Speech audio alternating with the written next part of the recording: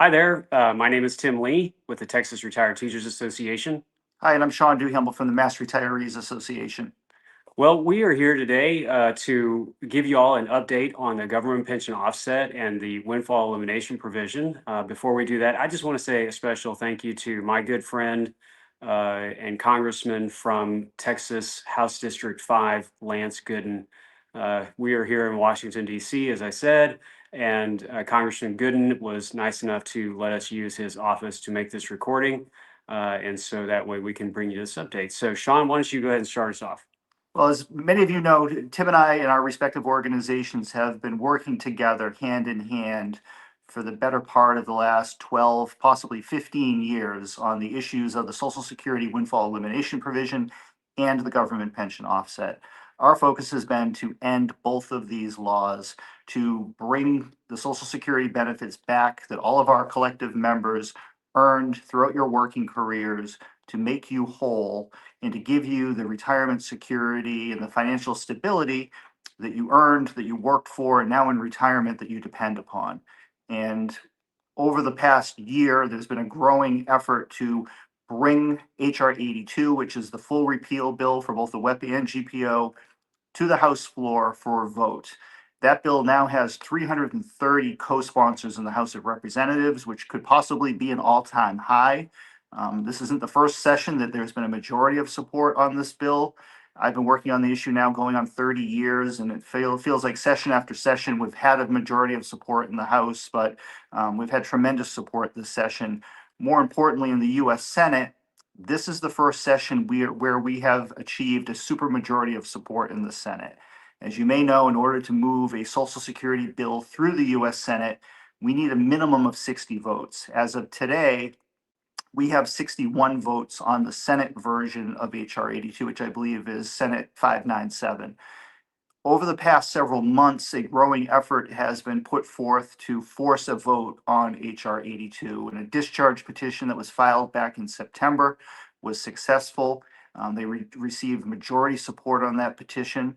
Congress returns to session next week on November 12th.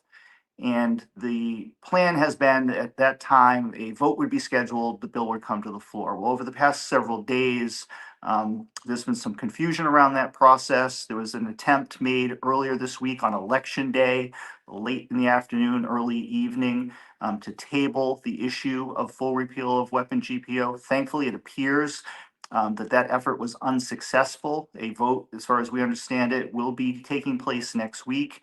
And we are here in Washington together to attend a healthcare conference for the Public Sector Healthcare Roundtable. And we wanted to make the best use of our time while here in the nation's capital and to get some firsthand information, to have meetings on Capitol Hill with key congressional staff, for us to have a better understanding of exactly what's happening so we can report back to our members. Tim? Yeah, so Sean did a great job of kind of giving everybody some of the background of what's happening.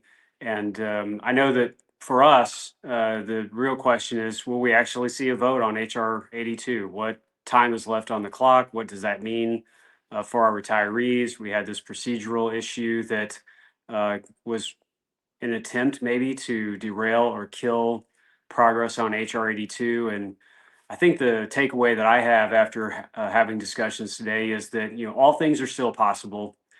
We still see some path to getting a vote on this. There is a tremendous amount of support for HR 82. There are many state groups, many organizations that have worked a long time on this, and including TRTA and mass retirees, that we've always stood for full repeal, looking for ways to find any kind of traction to get something accomplished. Congress has many options available to them, but the one option that has the most steam right now is full repeal.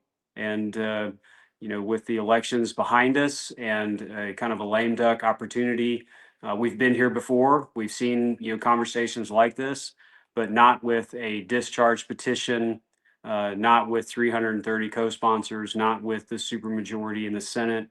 There's still a long way to go, and there's no easy way to get this done. There are a lot of potential hurdles that are in the way, but my takeaway is, let's not lose faith. Let's keep the pressure on, keep communicating, keep sharing our stories. Our congressional members know, what's at stake, and this could be a moment where we see an end to these two unfair provisions, the government pension offset and the windfall elimination provision. It may present a different opportunity for something else, but again, this process is so uncharted as far as the waters that we're in, that we just have to be prepared for whatever's going to happen. But our expectations are to keep the pressure up and keep moving it forward.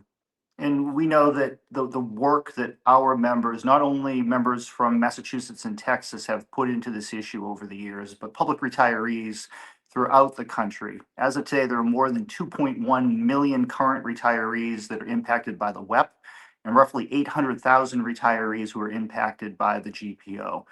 Thousands of you, day in and day out, have organized, have written letters to your member of Congress, have gone to see your member directly to urge them not only to co-sponsor these bills, but to make the passage of legislation ending weapon GPO a reality in 2024.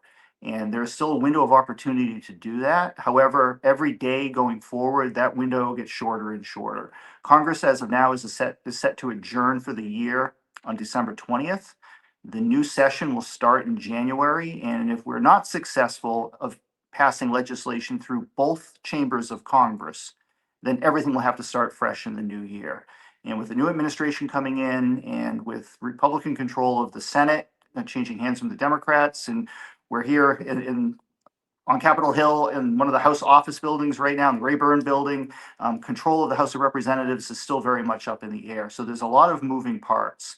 And we just want to make sure members understand that while we're doing everything possible to pass a bill this year, and we encourage you to continue your advocacy, because that's what's making the difference. It's one thing for congressional staff and members of Congress to hear from folks like Tim and myself, but it's that much more important that they're also hearing from all of you. And I urge you to continue to do so, but we also have to be realistic that this is not going to be easy, particularly the time that's left getting a bill through both branches. That's why it's so important that if we can get a bill through the House of Representatives next week, that gives us more time to get something done in the Senate before they adjourn for the year. Yeah, and I'd echo all those comments. And we're sitting in an office of one of the discharge petitioner signers. And so Representative Gooden has been a proponent of repealing WEP and GPO. He is a Republican from Texas who, in a bipartisan effort, signed on to the discharge petition when that effort was underway. It takes a lot of work, all of us rowing in the same direction. It takes boots on the ground here in Washington, which Sean and I are happy to do. But as importantly, it takes all of you believing that we are going to ultimately win. We are ultimately going to win this issue.